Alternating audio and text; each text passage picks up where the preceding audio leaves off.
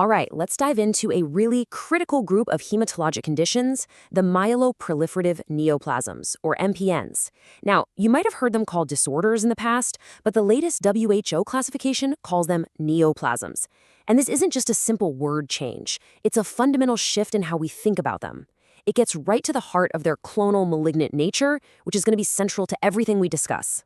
So here's our game plan. We'll start with the basics, right down at the cellular level. Then we'll look at how these neoplasms are classified as a family. After that, we'll walk through the clinical diagnosis, starting with a really common finding, polycythemia, and figure out how to sort through its different causes. And finally, we'll zoom in on the classic MPNs themselves.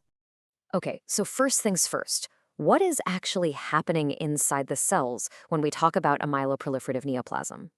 At its very core, an NPN is a clonal expansion. It all starts from a single hematopoietic stem cell that, well, it goes rogue. This one cell starts to multiply out of control, leading to a massive overproduction of one or more types of mature myeloid cells. We're talking red blood cells, granulocytes, platelets, the whole crew. And that word mature is absolutely critical. It's the key difference between MPNs and other myeloid cancers where the real problem is a developmental block, leaving you with a bone marrow full of useless, immature blasts. This basic process gives rise to a whole family of distinct diseases. So let's break them down and see what they all have in common. We can actually stratify these MPNs based on their molecular drivers. You have chronic myeloid leukemia, CML, which is really in a class of its own because it's defined by one specific thing, the BCR-ABL1 fusion gene. Then you have the so-called classic MPNs. These guys are characterized by mutations that light up a pathway called JAK-STAT signaling. The most common mutations are in genes called JAK2, CALR, or MPL.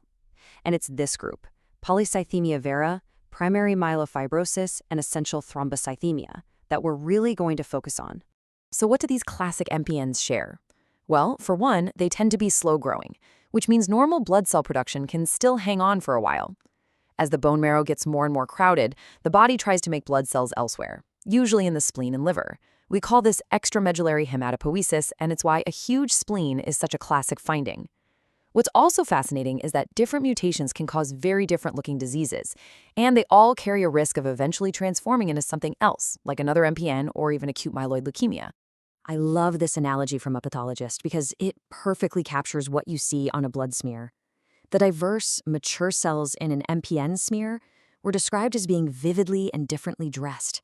You see a whole mix of cell types. It's this beautiful heterogeneous picture. And that is a world away from acute myeloid leukemia, where the smear is just monotonous.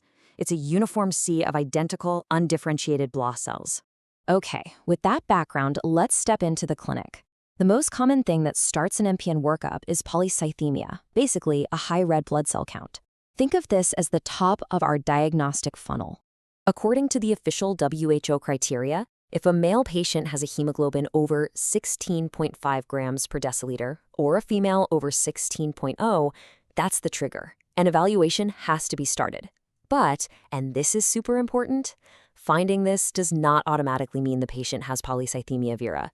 It just means we have to start digging. The very first fork in the road is figuring out if this is relative or absolute polycythemia. So, is the hemoglobin just concentrated because the plasma volume is low, like in someone who's dehydrated? That's relative polycythemia. Or, is there a true, genuine increase in the total number of red blood cells? That's absolute polycythemia. Answering this question is the critical first step. So, once we've confirmed it's a true, absolute polycythemia, we have to ask, what's causing it?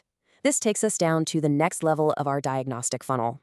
Okay, the big distinction here is between a primary and a secondary cause.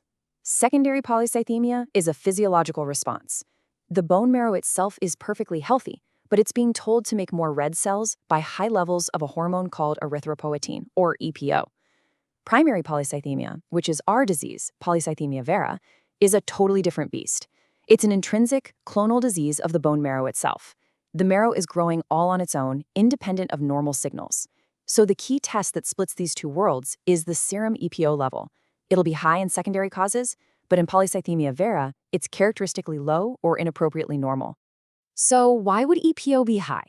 Well, it can be an appropriate response to chronic hypoxia, like in someone with COPD or severe sleep apnea. Or it can be due to pathological secretion.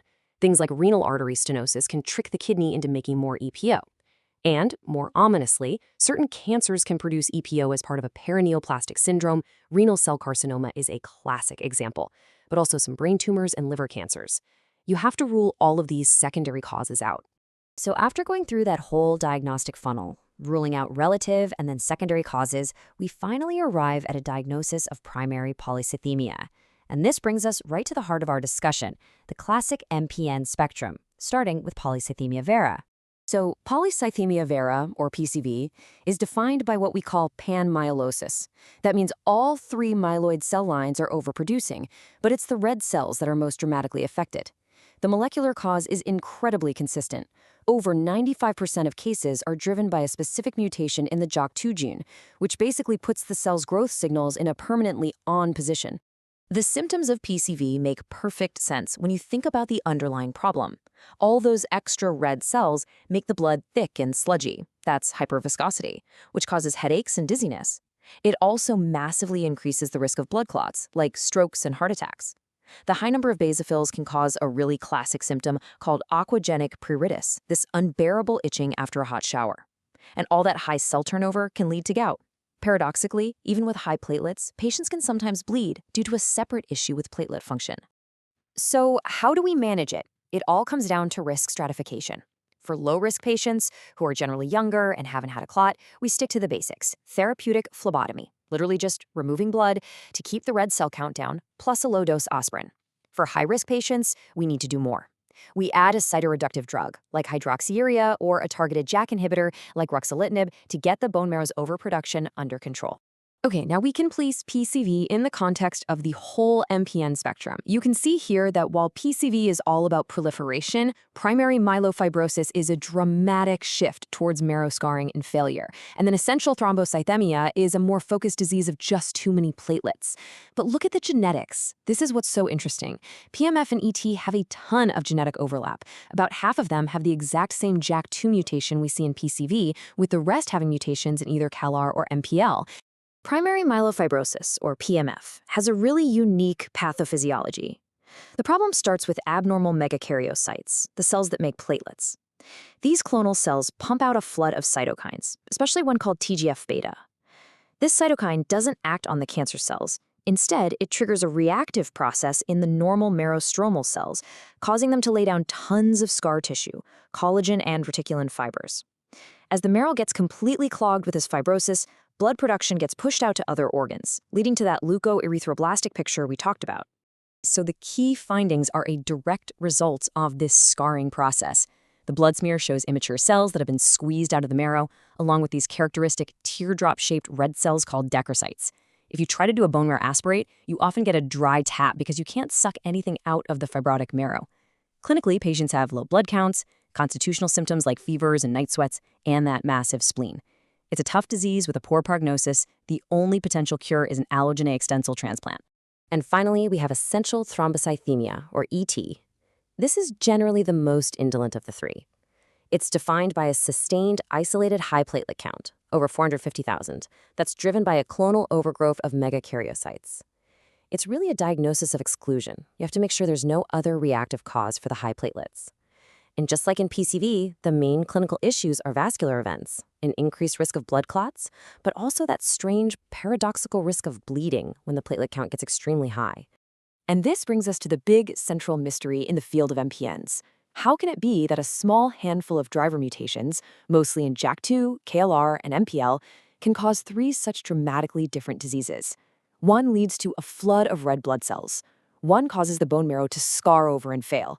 And the third just pumps out platelets. It's the same class of mutation, but the clinical outcome is worlds apart. So what's the missing piece? Is it other genetic hits, epigenetic changes, something about the patient's own biology? Figuring out what drives this incredible diversity, all the way from hyperproliferation to terminal marrow failure, that remains one of the most intense areas of investigation today.